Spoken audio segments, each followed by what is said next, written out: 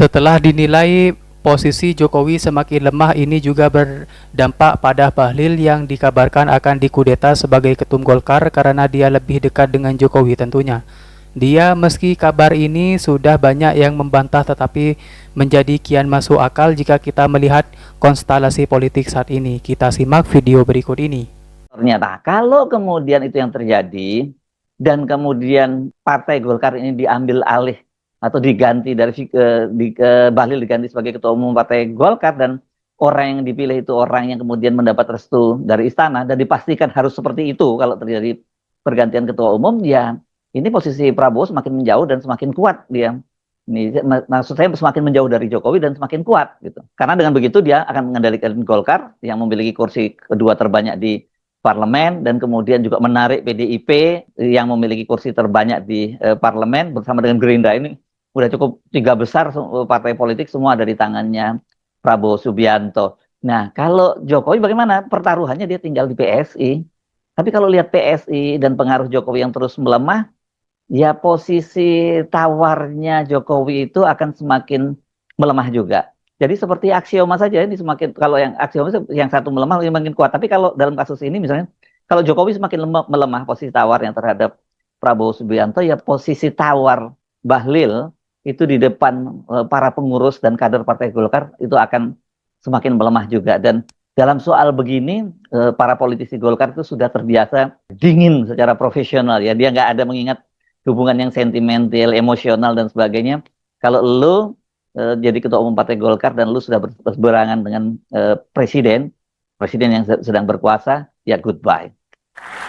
Pak Jokowi sudah pensiun, seperti saya.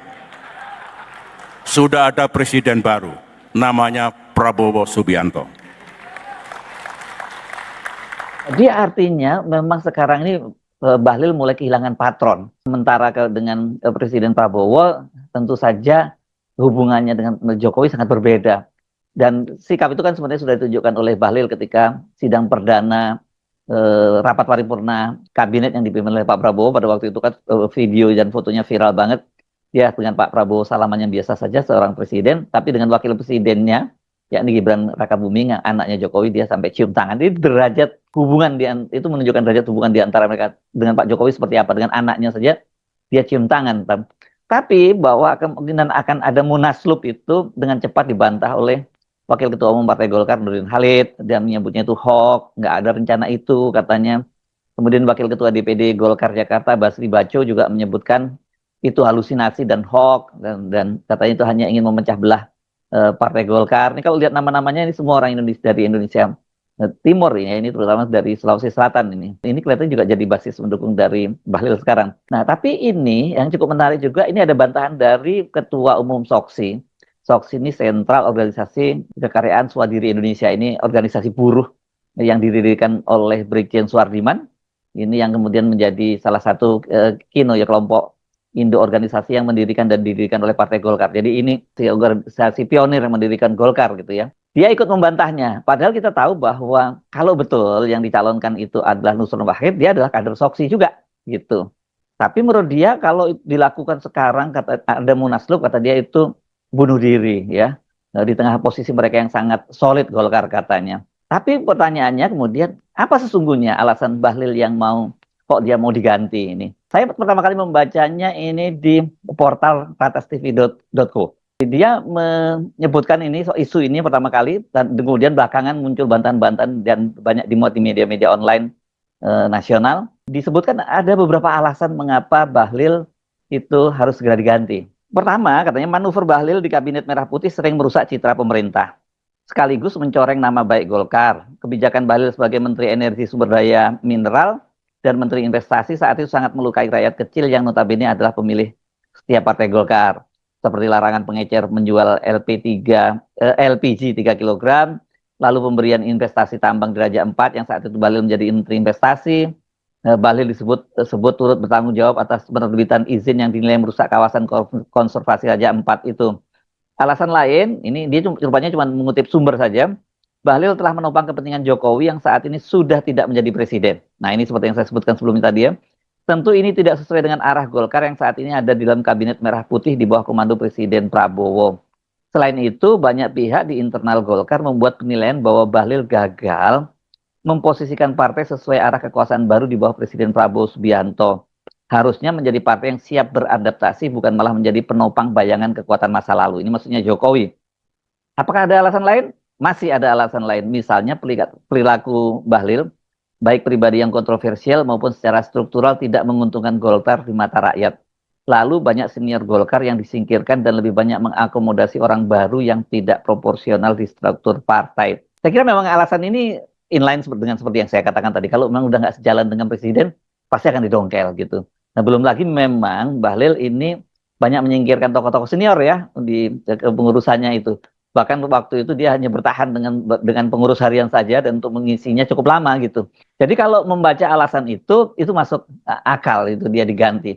Bagi Golkar kalau udah alasannya betul ya, itu tidak ada tawar-menawar.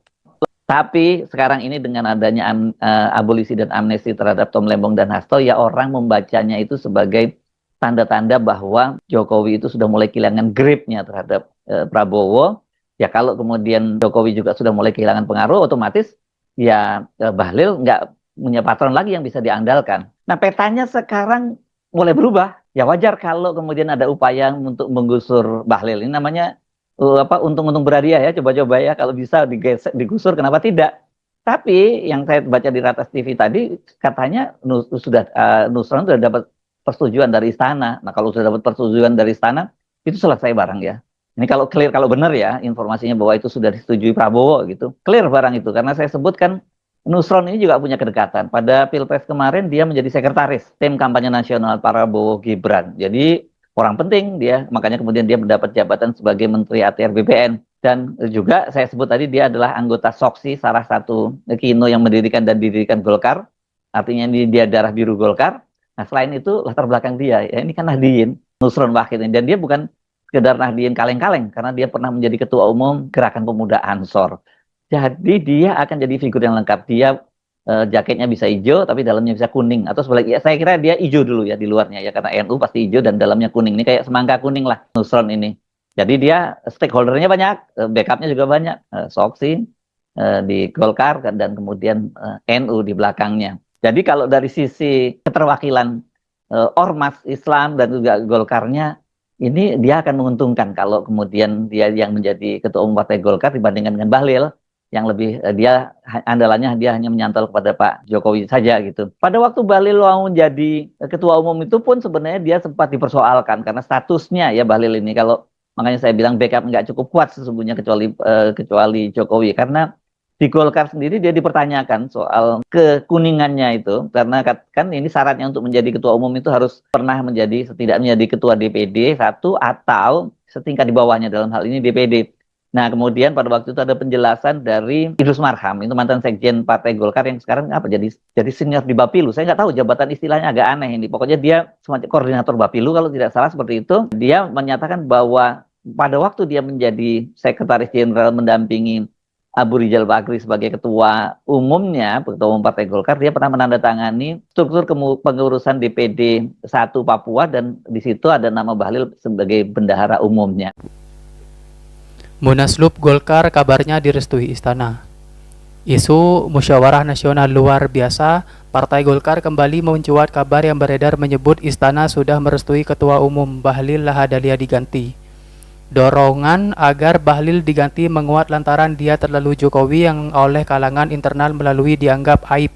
Golkar dihitung terbenam jika tetap di bawah kendali Bahlil karena terus-terusan menjadikan beringin penumpang Jokowi yang bukan lagi presiden.